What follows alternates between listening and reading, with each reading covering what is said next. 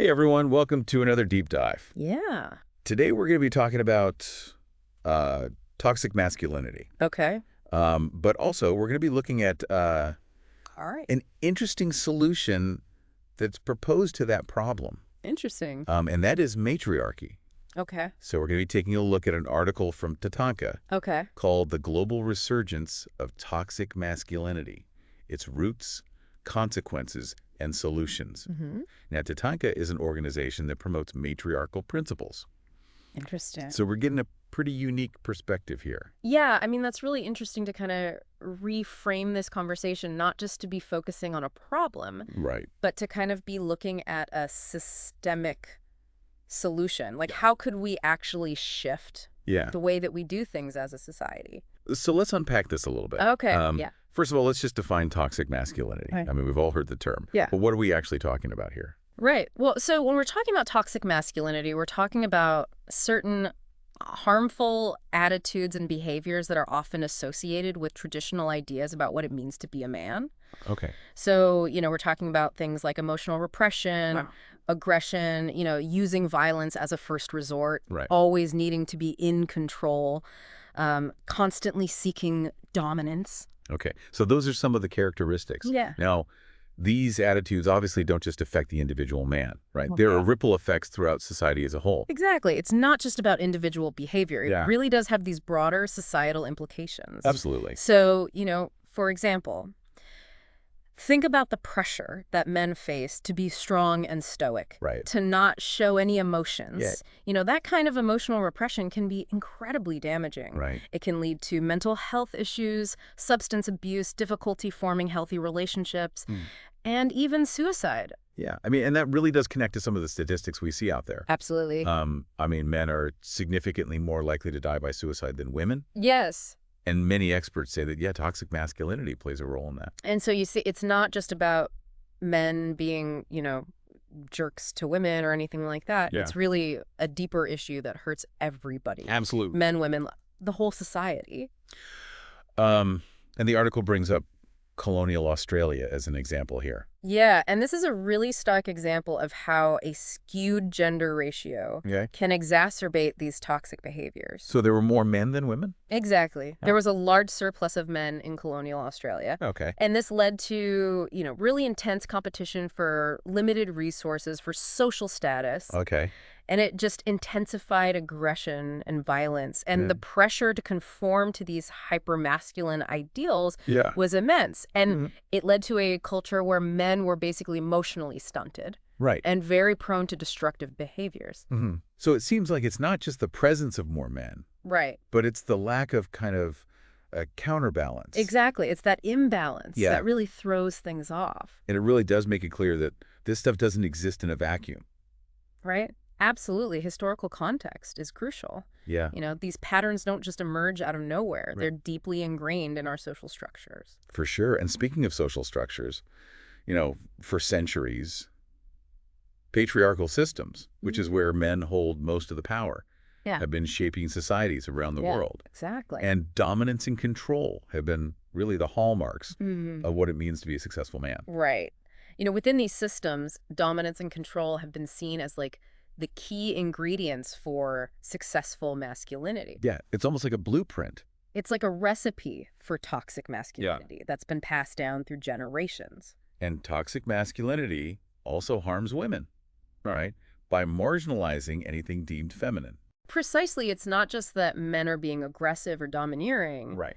but it's that anything that's seen as feminine Yeah. is devalued. So it creates a culture where vulnerability is seen as a weakness, empathy is seen as a liability, Yeah. and cooperation is seen as surrender. It's like these two forces are constantly at odds with each other. Right. It's like this constant tug of war, Yeah. pushing each other further and further to these extremes. Now we're seeing kind of a resurgence of toxic masculinity these days.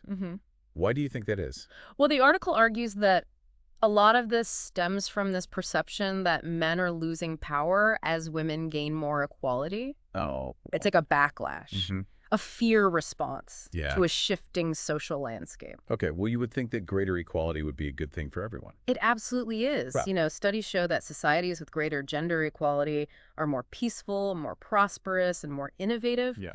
So when we break down these rigid gender barriers, Mhm. we actually create a more balanced and dynamic society where everyone has the opportunity to contribute their talents. So why are people afraid then? Well, because for some people, this progress is perceived as a threat, Mm-hmm. as if they're losing something. Like a zero-sum game. Right. It's like this idea that if women are gaining, then men must be losing. And that's where figures like Donald Trump come in. Exactly. The article points out how he and others have exploited this narrative of male disempowerment. Right.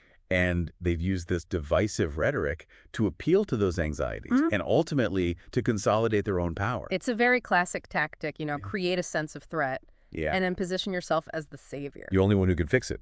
Right, exactly. And by tapping into those fears and insecurities, Right. these leaders can rally support and undermine progress towards equality. And it's not just an American phenomenon either. Not at all. Right. The article makes it very clear that this resurgence of toxic masculinity is a global issue. And it's even fueling the rise of authoritarianism and fascism in some parts of the world. Wow. You know, look at political regimes that prioritize military strength while suppressing women's rights. Oh, okay. That's toxic masculinity playing out on the world stage. It's Yeah. not just about individual behavior anymore. So we're talking about a trend that has implications for, peace and stability, even democracy itself. Exactly. The article also mentions the Trump presidency as an example of how these trends can undermine global cooperation Yeah. and erode diplomatic norms. It's like unchecked masculine aggression playing out in geopolitics. Okay, so we've talked about toxic masculinity being a problem. Right. And a problem that seems to be getting worse. Yeah. So the question is, where do we go from here? Right. What are the solutions? What are the solutions? And that's where things get really interesting. Okay. Because the article argues that a pretty radical shift in our societal structures may be necessary. Okay, so you're talking about matriarchy. Exactly. Yeah. Now, I know that's a term that often evokes strong reactions, Yeah. but let's just break it down for a second. Okay. We're not talking about simply flipping the script Right. and having women dominate men. Right. It's not just about reversing the roles. Exactly. Yeah. Instead, think of matriarchy as a system that prioritizes values that have been traditionally associated with femininity. Go. So things like collaboration, care, nurturing a long-term vision. Okay, so it's about shifting away from dominance and control and towards more cooperative and compassionate ways of being. Precisely. All right, now that sounds pretty radical. It does. But are there actually societies that have incorporated these principles? Yes, there are. Okay. And the article gives us a few examples. Okay, give me an example. So take the Museo people of China, for instance. Okay. They have a matrilineal social structure where women hold significant social and economic power. All right, tell me more about the Musu. I've never heard of them. They're a fascinating group of people. Yeah. They live in southwestern China. Okay. And their society is structured around the female line. Oh, wow. So women inherit property, they make major decisions, and they hold a lot of social power. Okay. And what's remarkable is that their society is known for being incredibly peaceful and stable. Huh. They really prioritize harmony and cooperation over competition and conflict. So they're almost like a counter-narrative to the patriarchal systems that we're so used to. Exactly. Yeah. They challenge that assumption that societies need to be hierarchical and competitive in order to thrive.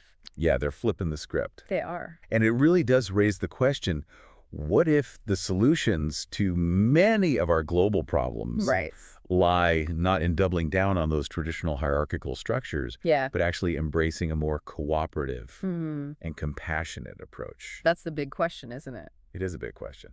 You know what? If we've been looking at this all wrong, Yeah. what if the answers are right in front of us? That's a powerful thought. Now, how do we make such a radical shift? Well, that's a good question. And thankfully, the article doesn't just leave us hanging. Okay. It actually introduces a really compelling fictional story to illustrate this point. A fictional story? Yeah. Okay, I'm intrigued. Tell me more. Okay, so it's called The Last Matriarch. All right.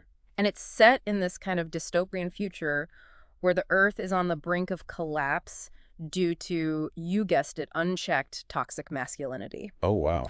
And the story centers around this woman named 𝗧𝗓𝗓, Okay. who's this wise and compassionate leader, And she guides a community called the Sanctuary of Amani. So this is an example of how matriarchal principles can create a thriving society. Exactly. Even in the midst of all this chaos. Even when everything else is falling apart. Okay. The Sanctuary of Amani is thriving. Now, to contrast that, yes, the story also introduces another community, right? Right. So in contrast to the Sanctuary of Amani, you have the Iron Dominion, Okay. which is ruled by this very domineering general who embodies all of those classic toxic masculine traits. So like the stereotypical exactly strongman leader. Right. And the Dominion is suffering. Oh. They're experiencing famine and instability. And that's a result of his leadership. And it's a direct result of his leadership style. So we've got this classic clash of ideologies. Yeah. Collaboration versus domination. Exactly. What happens when these two worlds collide? Well, that's a great question, and you'll have to stay tuned for part 2 to find out. Oh, come on.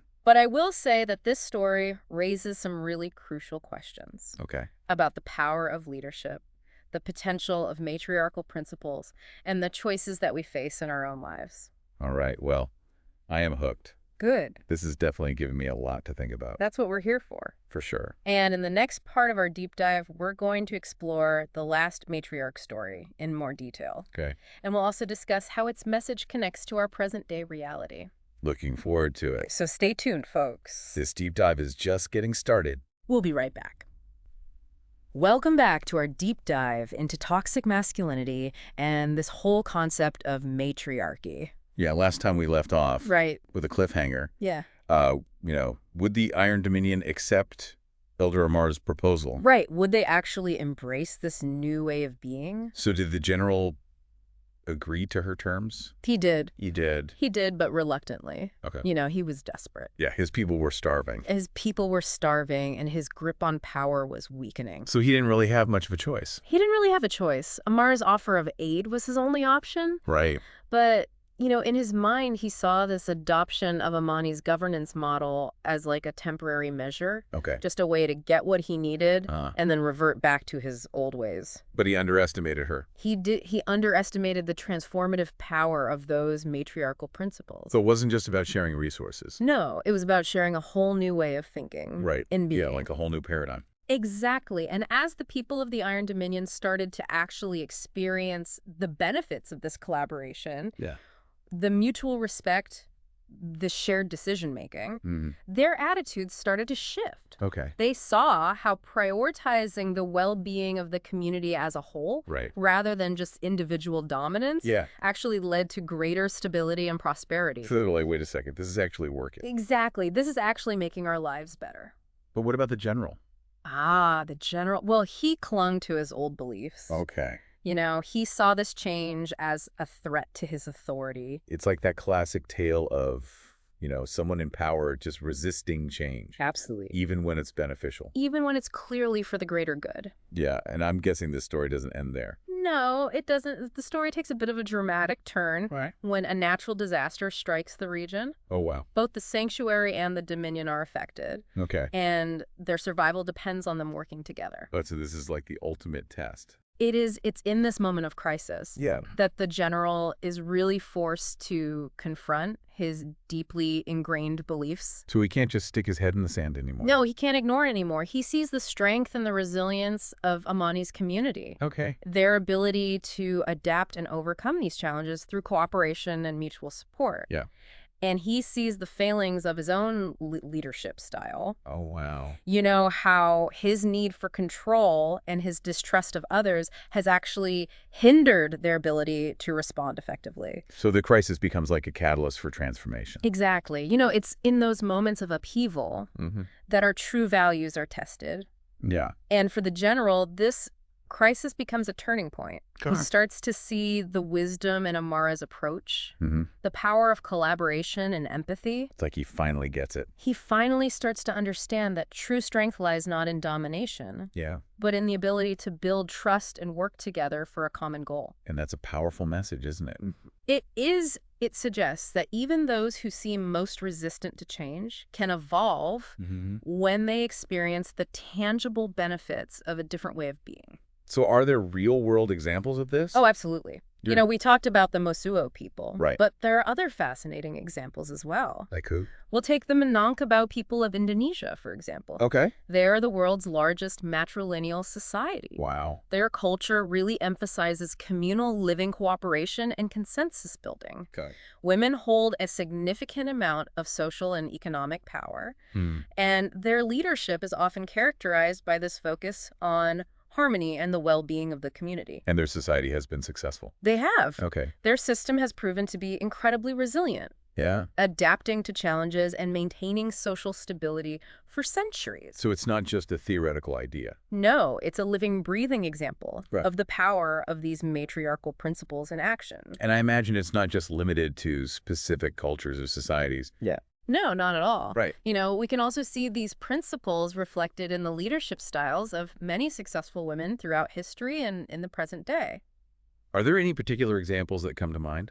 Well, think about someone like Jacinda Ardern, Oh, yeah. the former Prime Minister of New Zealand. Yeah. Her leadership style was often characterized by empathy, compassion, and a focus on collaboration. Right. She prioritized the well-being of her people. Especially during times of crisis. Especially during times of crisis like the pandemic. Yeah. And, her approach garnered international acclaim. So it's not about saying that all women are inherently better leaders or that men can't embody these qualities. Right. But it's about recognizing that these principles that are often associated with femininity are essential for effective and ethical leadership. Exactly. And it's about challenging those traditional notions of leadership that prioritize dominance, control, and competition. Right. We need to create space for a more diverse range of leadership styles. Styles that prioritize collaboration, empathy, and a long-term vision. And it seems like those qualities are particularly relevant in today's world. Absolutely. We're facing all these complex, interconnected challenges. Right. Like climate change, social inequality, political polarization. Yeah, these are issues that require collective action, cooperation, and a long-term perspective. So maybe those are the qualities that we really need to be prioritizing in our leaders. I think you're right. Regardless of gender. Regardless of gender. The challenges we face today, they demand a different kind of leadership. Yeah. Leadership that can build bridges, foster dialogue, and inspire collective action. And maybe those matriarchal principles can offer us a roadmap. Perhaps they do. To navigate these turbulent times. It's certainly worth considering. It is. It's a lot to think about, but how do we translate these big ideas into practical action? Yeah, that's the key question. What can we as individuals actually do to support this shift? And that's a great question, and it's one that we'll explore in more depth in the final part of our deep dive. So stay tuned. All right, we're about to get even deeper. All right, so welcome back to the final part of our deep dive into toxic masculinity and the potential of matriarchy. Yeah, it's been a fascinating conversation so far. It has. We've covered a lot of ground. Yeah. From the historical roots of patriarchy to the inspiring example of the Mosuo people and that thought-provoking story, The Last Matriarch. Yeah, a lot to unpack there. But now I'm wondering, okay, what do we actually do with all this information? Right. How do we move from these big ideas to actual tangible action? In our own lives. In our own lives. Yeah. That's the crucial question. Okay, so where do we even begin? Well, the article doesn't give us like a prescriptive list of actions. Right. But it does suggest some powerful starting points. Okay. I'm all ears. So one of the most impactful things we can do is challenge gender stereotypes wherever we encounter them. Think about the subtle ways that these stereotypes show up in our everyday lives. Like what? Like in the language we use. Yeah. The media we consume, the expectations we place on ourselves and others. Right. It's about becoming aware of those ingrained biases and actively choosing to do things differently. So it's not just about like grand gestures. No. It's about those small everyday choices. Exactly. Okay. That can actually shift the narrative. Give me an example. Sure. So for example, if you hear someone making a sexist joke, right? Don't just let it slide. Yeah. Speak up. Challenge that assumption. Call them out. Or if you notice that, certain household chores are always falling on the women in your family. Okay. Maybe it's time to have a conversation about redistributing those responsibilities more equitably. Have a conversation about who does the dishes. Exactly. It's about being mindful, intentional. And challenging those ingrained patterns that perpetuate inequality. Okay, so what else can we do? Well, another important step is to actively support women in leadership positions. Yeah. Whether it's voting for female candidates, advocating for policies that promote gender equality, or mentoring women in your field. Yeah. There are so many ways to actively create space for women's voices and perspectives to be heard. And we can't forget about the men, right? Absolutely not. I mean, we talk about how patriarchy harms men, too. Right. It's not just a women's issue. So what role do men play in this transformation? Men have a crucial role to play. Okay. What is it? It starts with unlearning those toxic behaviors. Right. And embracing healthier, more authentic ways of being. So it's not about being a real man. No, it's about being a real human. Yeah. It's about challenging those traditional notions of masculinity that prioritize dominance and control and replacing them with qualities like vulnerability, empathy, and collaboration. I imagine that can be a tough journey for some men. It can be, unlearning those deeply ingrained beliefs and behaviors. Yeah. It's not easy. But it's important. It's a necessary journey. And it's not about shaming men. No, not at all. Or making them feel guilty. It's about creating a culture where men feel supported in expressing their emotions, asking for help, and challenging those harmful norms. Right. It's about recognizing that vulnerability is not weakness. Right. It's actually a source of strength. It is, and it's about men supporting each other in that process. Yeah. Creating spaces where they can have these open and honest conversations about what it means to be a man in a world that's evolving. So things like men's groups, therapy, mentorship programs, Exactly. those can all be really helpful. That can be valuable resources. And, it's interesting. The article actually suggests that men can look to women as role models in this process. Yeah, it's about learning from those qualities that are often associated with matriarchal leadership. Like what? Empathy, compassion, collaboration. Yeah. A focus on the well-being of the whole community. Right. These are not exclusively feminine qualities, of course, but they are qualities that have often been undervalued or even suppressed within patriarchal systems. So men can reclaim those qualities. Exactly. Embrace those aspects of themselves that may have been pushed aside. And integrate them into their own lives and leadership styles. Yeah, and it's not just about men changing their behavior. No, it's also about changing the systems and structures that reinforce these harmful norms. Yeah, so what are some examples of that? Well, we need to create workplaces that value collaboration over competition. Schools that teach boys emotional intelligence and conflict resolution skills. Communities that prioritize care and support over individual achievement at all costs. Yeah, it's a multifaceted approach. It is. But it feels hopeful. It does. It feels like a vision worth striving for. Absolutely.